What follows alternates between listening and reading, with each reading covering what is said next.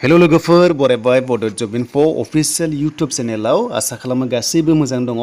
DHS exam पस्टपन मानो खालामबावखो बिनि सायाव जों सावरायगोन। गोदानै मोनसे नटिस फैदों आरो बे एग्जामा जानो गोनांमोन 7 आगस्टआव बेखौहाय आरोबाव फिन खनसेबाव पस्टपन खालामबाय।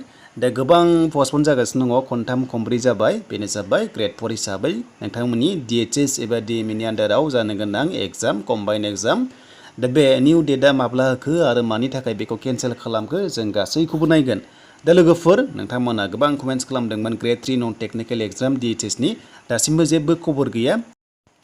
दा बिथांमोना ग्रेड 4 एग्जामखौनो खनथाम खनब्रै बेवहाय पस्टपन खालामगासिनो दङ। दा बेखायनो ग्रेड 3 खौ दासिमबो डिसिसन लानो हायाखै बिसोरो। दा जों अफिसियेल साइटआव फैबाय DMEनि आन्डाराव। बेयाव फैनाय लोगो लोगो जों बायदिसिना नटिस जों बेयाव नायनो हायो एग्जामनि बागै आरो एडमिट नोंथांमोना बेनिफ्राय डाउनलड खालामनो हागोन एग्जाम डेटनि 7 डेज सिगां। स' नोंथांमोना एडमिट कार्डखौहाय डाउनलड खालामना लानो हागोन। दा बिदिब्ला जों बे अफिसियेल साइटआव फैनानै नटिफिकेसन नायनो हायो एग्जाम पस्टपननि बागै आरो लोगोसे एग्जाम जागोनब्लाबो जों बेयाव नायनो हागोन।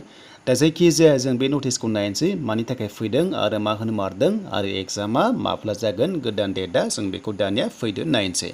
जाय नोंथांमोना चेनेलाव दासिमबो साबस्क्राइब खालामाखै खालामना लानो हागोन बड' जब इनफो इउटुब चेनेलाव। दा बिदिब्ला बे जाबाय मोनसे अफिस नटिस आरो कनफिडेन्सियेल नटिस होनना बुंनाय जादों आरो बेखौहाय हरनाय जादों डिसिफोरनो हरनाय जादों एग्जाम कन्डाक्ट खालामगोन जाय डिस्ट्रिक्टआवहाय 17 सेन्टार्स नालाय बिसोरनो हरनाय जादों। आरो बेनो जाबाय ग्रेड 3 आपकामिं एग्जाम जानो गोनां 7 आगस्टआवमोन बेखौ केन्सेल खालामथ'बाय माखासे सिचुवेसनखौ नायनानै। थासारिया मोजां नङा होनना बुंदों जायनि जाउनाव गोबां सिगां दैबाना जादोंमोन आरो दैबाना जानानै बैफोर जायगाफोरा दासिमबो मोजां जायाखै जानांगौ सार्भे खालामनानै मोनदों जानांगौ बिनि थाखायनो एग्जामखौहाय पस्टपन खालामबाय आरो गोदान डेट होनाय जाबाय। दा बै गोदान डेटआ जाबाय सेप्तेम्बर 4 एबा सेप्तेम्बर दाननि 4 अक्ट'आव नोंथांमोना ग्रेड 4 हिसाबै एग्जामखौ होनो हासिगोन। आरो बिनि गेजेराव मोनसे अफिसियेल नटिस फैबावगोन जे बे आनजादा जामारगोन ना जामारा दा माखासे नोंथांमोना नेथ'दो समजों लोगोसे गासैबो डिटेल्सआ फैफिनबावगोन। दा जेरै फैदों थिग बेबादिनो साडेनलि चेन्जबो जानो हागौ नाथाय हमनो हाया DHSनि एग्जामखौहाय। दा लोगोफोर DHSनि सिगां नोंथांमोना दाना जासिगोन बेनो जाबाय SLRC एबा नोंथांमोननि 26,000 भेकेन्सिया 21 आगस्टआव ग्रेड 4 जागोन एन्ड 28आवहाय ग्रेड 3 जागोन।